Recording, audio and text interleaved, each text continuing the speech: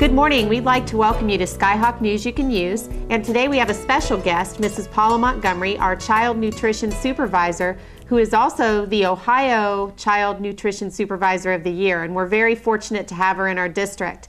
And we thought it would be really nice today to bring Paula to the show so that she could answer some frequently asked questions that sometimes come up in the community. So, hi Paula. Hey. How you doing? I'm great. How are you? Good. Well, what types of programs do you provide for the students in Fairborn? Well, we're happy to say that we provide breakfast every day, lunch, and in the summer we have a summer food program. That's great. Well, we've had a question that sometimes comes up, and we understand that sometimes the community will say, well, how do the students in Fairborn receive breakfast at no cost? How is this done, and how is that cost offset? Can you explain that? Well, our elementary students actually used to pay for their breakfast, the same as Baker Junior High and the high school students. I did a pilot program 2 years ago, and what we did find is that offering a free breakfast increased participation, which in turn increased our revenues as far as our reimbursement rate from federal and state. I don't think the public really understands that we are self-sufficient, and our resource as far as funding comes from federal and state reimbursement. So the higher numbers of breakfasts and lunches that we serve, the more that we in return from those reimbursement rates. Okay, so that's good for the community to know. So the school district is actually reimbursed, and that money does not come from the general fund. That's sometimes been a misconception in the community, so that's really good to know. Well, who provides the funding for the school food service department? Well, our department, the Child Nutrition Service Department, is self-funded, self-sufficient. So we receive no monies from the school district, being general fund. Even our employees have a hard time understanding that concept, but it's somewhat like a small business, and that's what I tell my employees, is that we are a part of a $1.5 million business providing this service to our community, our school, our students. So any costs, for instance, salaries, benefits, which would include health insurance, dental insurance, retirement, equipment, repair of equipment, food, supplies, all of that comes out of our fund. It's interesting to know that based on around 900 school districts in the state of Ohio, that there are approximately 500 districts that are running in the black, which means that they are not receiving any monies from general fund or the monies to run that school district.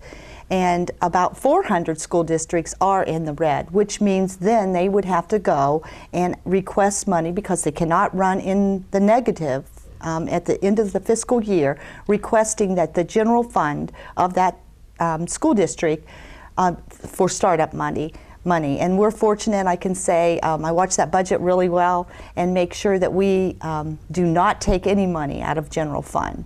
Well, that's very good to know. And you know, with the levy coming up, it's just important to kind of understand where all the district money comes and goes. And as I said, this was a really important question that some community members have asked. And it's important to know that our food service program is self-supporting, self-sustaining. How are your school lunch prices determined?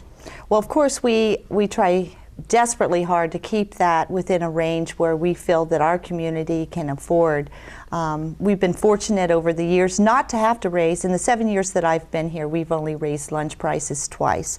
I try very hard to call the neighboring school districts. That seems to be, as a parent of myself, if a neighboring school district is only charging $1 and the school district that your children go to are charging $1.85, of course you have questions because the menus are similar in every school in the state of Ohio. So I work well with the other neighboring school districts. According to what their budget is, though, really raises the question on whether or not to raise that lunch price. If I see that with the rising food costs, that it is necessary to offset that, then of course, then I would go to the Board of Education. They would make that final decision on whether or not to raise lunch prices. Okay, that's good to know. Well, we have a lot of staff members and they might need training in different areas. What do you do for staff training as far as food service is concerned? Well, we feel it's very important to keep up with the, especially in food safety and sanitation. And I'm happy to say that over 3/4 of our employees have that certification. This year, I'm in hopes of sending my managers to the National Restaurant Association on that food safety and sanitation, because based on what the new health department ruling is that eventually there will have to be one employee that will be certified in that. And I know how important that is.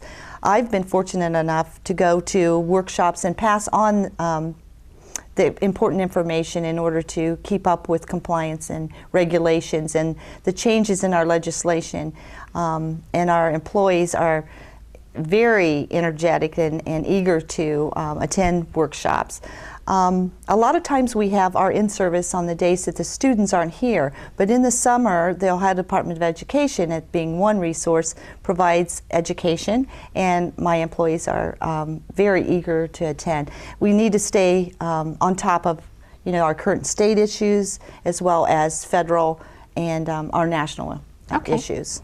In July of 2006, it was mandated to have a wellness policy and an HACCP, Hazard Analysis Critical Control Policy.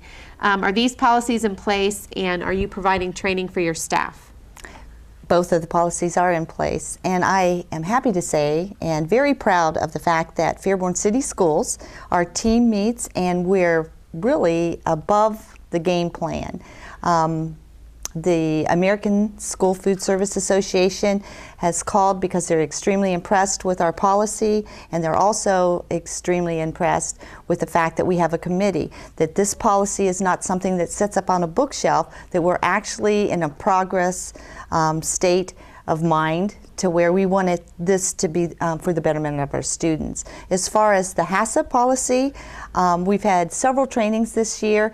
That's an ongoing policy and something that's very important. I'm happy to say that we actually did not have the written plan in force as of 2006, but we were following those policies beforehand, and my staff is very well educated due to that policy. I know that our students enjoy lots of new menu items at different times during the year and different themes. For example, if there are things going on in different schools, you'll follow with that theme as far as the food menu and different activities. So can you tell us maybe some of those things that have happened? Well, I can't help but mention the fact about the obesity issue. So I'm very conscious of selection and main entrees, and then as far as a la carte items. So we try to tie in some of our new products with themes or special events at the schools so that we can introduce low fat and higher in fiber products, and they don't even know that. So that's used as a marketing tool now more than anything. So we're fortunate to be able to use that as a marketing tool. One of the things that we're aware of is the fact that we need to provide a pleasurable environment for our students.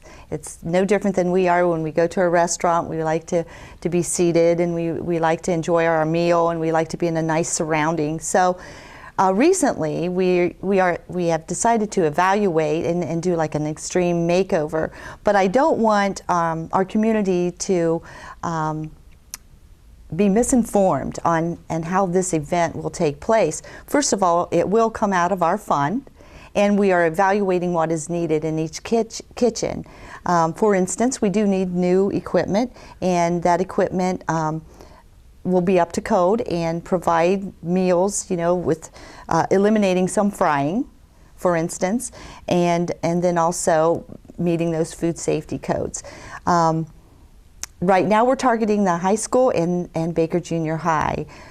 With the older students and with the wide variety of menu choices that we have, we want to be able to market our school breakfast and our school lunch. It's also really important for the community to know that, as Paula has said, all of these different events and types of things that happen within the food service area are funded by federal and state monies provided specifically for that, and not from the school district general fund. So that's a huge piece of information for everyone out there.